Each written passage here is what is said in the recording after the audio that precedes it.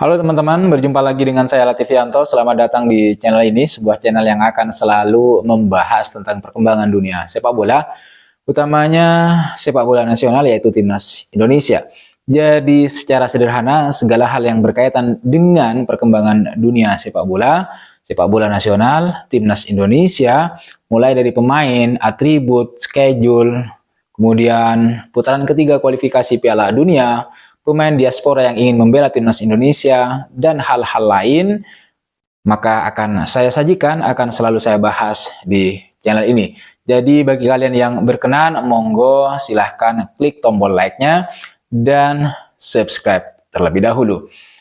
Oke teman-teman sekalian, di video kali ini ada kabar terbaru yang ingin saya bagi, yang ingin saya share dengan teman-teman sekalian, yaitu kabar mengejutkan yang datangnya dari kontrak baru Shin Tae-yong, yaitu tentang tidak adanya target untuk lolos Piala Dunia 2026 yang ditekankan pada STY oleh PSSI. Beberapa hari yang lalu, saya mengunggah ulasan saya tentang Extended 2027 yang berisi tentang penandatanganan kontrak baru STY bersama PSSI.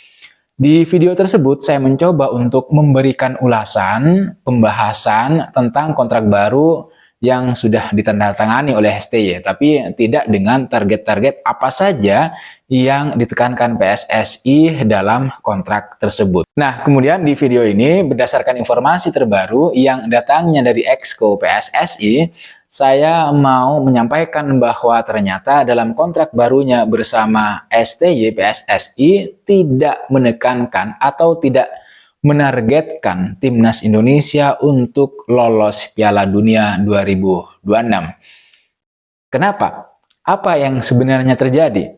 Nah, untuk mengetahui jawabannya, silahkan kalian tonton video ini sampai selesai. Oke teman-teman, dengan diperpanjangnya kontrak STY Shin Tae-yong sebenarnya memberi kita harapan, atau mungkin sebaliknya kita yang terlalu banyak berharap agar perpanjangan kontrak bersama PSSI tersebut membuat langkah Timnas Indonesia semakin mulus atau mudah ke Piala Dunia. Karena kita sempat khawatir Shin Tae-yong tidak akan menandatangani kontrak barunya berkas kontrak baru perpanjangan kontrak yang disodorkan oleh PSSI. Yang kalau itu terjadi, mungkin saja Timnas akan susah melangkah ke putaran ketiga kualifikasi karena harus mencari pelatih baru. Harus menerapkan filosofi baru yang kemungkinan itu akan berdampak sangat buruk terhadap Timnas Indonesia yang sebenarnya baru saja dibentuk oleh Shin Tae-yong, baik secara fisik maupun secara pondasi. Syukurnya hal seperti itu tidak terjadi karena Shin Tae-yong pada akhirnya menandatangani berkas atau pengajuan perpanjangan kontrak yang disodorkan oleh PSSI yang berdurasi hingga 2027. Dengan kontrak baru tersebut, Shin Tae-yong selanjutnya akan menjalani tugas berat bersama Timnas Indonesia di putaran ketiga kualifikasi Piala Dunia zona Asia. Selain daripada itu, ada pula ASEAN Cup 2024 atau Piala AFF 2024 di akhir tahun ini. Nah, sekarang pertanyaannya, apa saja kira-kira target PSSI di dalam kontrak kerjasamanya bersama STY? Apakah di dalamnya ada juga target harus lolos Piala Dunia 2026? Pertanyaan tentang target apa saja yang ada di kontrak tersebut, kontrak yang ditandatangani oleh STY bersama PSSI, anggota Exco PSSI, Arya Sinulinga, dalam sebuah laporan jurnalistik menjelaskan bahwa harapan PSSI adalah Timnas Indonesia mampu mencapai atau masuk ranking 100 besar FIFA. Sementara itu, soal target di Piala Dunia, PSSI berharap Timnas Indonesia tetap lolos. Akan tetapi, target lolos ke Piala Dunia itu tidak masuk ke kontrak baru Shin Tae-yong. Arya Sinulinga menilai persaingan di grup C kualifikasi putaran ketiga itu berat sehingga PSSI tidak menargetkan Timnas Indonesia harus lolos ke Piala Dunia 2026. Menurut saya ini bukan sebuah pesimisme atau keraguan akan kualitas Timnas Indonesia saat ini, bukan. Maksud dari tidak adanya target khusus timnas Indonesia harus lolos ke Piala Dunia 2026 di kontrak baru STY atau Shin Tae-yong adalah agar STY bersama timnas Indonesia bisa bermain tanpa beban dan berpikir realistis. Karena akan bersaing dengan tim-tim langganan yang lolos ke Piala Dunia, yakni ada Australia, kemudian ada Jepang, dan Arab Saudi. Nah, bermain tanpa beban itu akan membuat timnas Indonesia anak-anak Garuda lebih bisa mengeluarkan potensi mereka dan memberikan kejutan karena sudah tidak tertekan oleh target. Karena kadang-kadang tim yang baru dibangun seperti Indonesia, jika terlalu ditekan oleh target, maka potensi permainan timnas itu tidak akan berkembang. Jadi apalagi timnas Indonesia kan dihuni oleh para pemain muda, jadi nanti potensinya tidak berkembang karena tertekan oleh target. Nah, meskipun tidak ada target, Arya Sinulinga berharap timnas Indonesia tetap bisa masuk ke Piala Dunia 2026. Ya, jalannya harus bertanding dan lolos dari putaran ketiga terlebih dahulu. Apa yang disampaikan oleh Arya Sinulinga sebagai anggota Exco PSSI itu senada dengan pernyataan yang disampaikan oleh manajer Timnas Indonesia, yaitu Pak Sumarji, yang dia meminta bahwa Shin Tae-yong itu harus bisa membawa tim merah putih Timnas Garuda melaju ke Piala Dunia 2026. Tentu saja ini akan menjadi tantangan yang sangat berat bagi pelatih Timnas Indonesia, yaitu bagi Shin Tae-yong. Jika melihat materi pemain Timnas Indonesia hari ini atau sampai detik ini, minimal sampai video ini saya rekam, itu belum ada tambahan pemain baru, terutama di lini depan Timnas Indonesia, yang nanti bisa menjadi daya gedor bagi Timnas Indonesia untuk membobol gawang lawan. Nah, sebenarnya mengenai peluang Timnas Indonesia untuk lolos di Piala Dunia 2026 itu juga sempat disinggung oleh Coach Justin.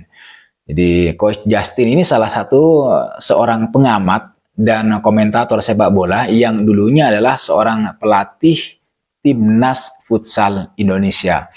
Nah, menurut Coach Justin, peluang Indonesia lolos ke Piala Dunia 2026 hanya sebesar 30%. Menurut Coach Justin, target realistis Indonesia untuk lolos ke Piala Dunia itu ada di tahun 2030, yaitu dengan asumsi para pemain Timnas Indonesia yang saat ini terdiri dari banyak pemain muda itu sudah matang, baik secara mental ataupun permainan di tahun 2030. Tapi teman-teman, bukan berarti Indonesia tidak punya harapan untuk lolos di Piala Dunia tahun 2026. Sebagaimana yang saya sampaikan di video-video saya sebelumnya, peluang Timnas Indonesia untuk melaju ke Piala Dunia 2026 itu masih sangat terbuka. Saat ini, Timnas Indonesia itu kan akan bertanding pada putaran ketiga kualifikasi Piala Dunia 2026 zona Asia. Pada putaran ketiga nanti, Timnas Indonesia mempunyai peluang untuk lolos ke Piala Dunia 2026. Ya, menurut saya setiap tim punya peluang lolos gitu ya. Tetapi yaitu dengan syarat bahwa Timnas Indonesia harus duduk di posisi pertama atau kedua pada klasemen akhir grup C putaran ketiga. Jika nantinya ternyata Timnas Indonesia gagal duduk di posisi pertama atau posisi kedua, maka skuad Timnas Garuda harus duduk di peringkat ketiga atau keempat. Pasalnya teman-teman, dengan berada di posisi tersebut, ketiga atau keempat, Timnas Indonesia akan dapat melaju ke putaran keempat. Nah, pada putaran keempat nanti, itu masih ada peluang bagi Timnas Indonesia untuk lolos. Yaitu syaratnya, Timnas Indonesia harus duduk di posisi pertama pada klasemen akhir grup. Nah, mengenai ini Pak Sumarji menegaskan bahwa Timnas Indonesia harus lolos ke Piala Dunia 2026, entah mau lewat jalur putaran ketiga atau putaran keempat atau bahkan babak playoff. Jadi ketiga-tiganya itu harus dilalui. Saya sih setuju dengan apa yang disampaikan oleh Pak Sumarji. Yang terpenting bagi Timnas Indonesia sekarang itu adalah kan menangkap dan memaksimalkan atau menggunakan semaksimal mungkin peluang yang ada di depan mata.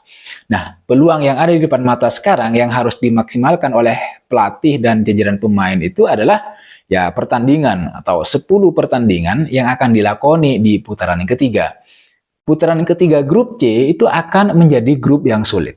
Apalagi bagi timnas Indonesia yang harus menghadapi Jepang, Australia, dan Arab Saudi. Kemudian ada Bahrain dan Cina juga. Nah, menghadapi Jepang, Australia, dan kemudian Arab Saudi tentu selain skill, kita juga harus mengandalkan atau berharap pada keajaiban dan keberuntungan. Kalau beruntung dan penuh dengan keajaiban, mungkin kita bisa mengalahkan 1 dari 3 tim papan atas, yaitu Jepang, Australia, maupun Arab Saudi. Namun, jika tidak ada keberuntungan dan keajaiban seperti itu, tentu kita hanya bisa berharap pada pertandingan melawan Cina dan kemudian Bahrain. Dari keduanya kita harus memperoleh poin penuh. Akan tetapi, berkaca pada apa yang terjadi pada Piala Asia U23, keajaiban bisa saja terjadi ke timnas Indonesia. Tidak ada yang menyangka bahwa timnas Indonesia U23 itu bakalan menembus babak semifinal Piala Asia. Karena saat itu timnas Indonesia U23 kan adalah tim debutan gitu ya. Tim muda yang belum memiliki pengalaman apa-apa untuk bersaing di tingkat Asia U23. Tapi ternyata adik-adik kita timnas U23 itu mampu membawa timnas Indonesia U23 ke semifinal setelah berhasil mengalahkan Korea Selatan di babak 8 besar melalui adu penalti. Nah, jika kita berharap pada keajaiban, bisa saja nanti timnas Indonesia senior itu memiliki keajaiban yang sama seperti yang dialami oleh timnas U23. Keajaiban yang dimaksud ya paling tidak Indonesia bisa memetik poin penuh dari China dan kemudian Bahrain di 4 laga kandang dan tandang. Sehingga dengan kemenangan minimal 3 atau 4 itu nanti akan memastikan Indonesia menempati posisi ketiga atau posisi keempat. Dan itu sudah cukup bagi Indonesia untuk lolos ke putaran keempat. Itu saja yang bisa saya bahas di video kali ini teman-teman, yang bisa saya share dengan kalian semua, yaitu mengenai tidak adanya target lolos Piala Dunia 2026 di kontrak baru Shin Tae-yong. Tapi meskipun begitu, mari tetap kita tanamkan harapan dan keyakinan, mudah-mudahan timnas Indonesia, timnas Garuda kita, itu lolos ke Piala Dunia 2026. Baiklah teman-teman, terima kasih sudah menonton video ini sampai selesai. Jangan lupa klik tombol like-nya agar video ini semakin luas menjangkau para penikmat sepak bola atau lebih spesifiknya timnas Indonesia. Jangan lupa share dan subscribe. I'll see you on the next video.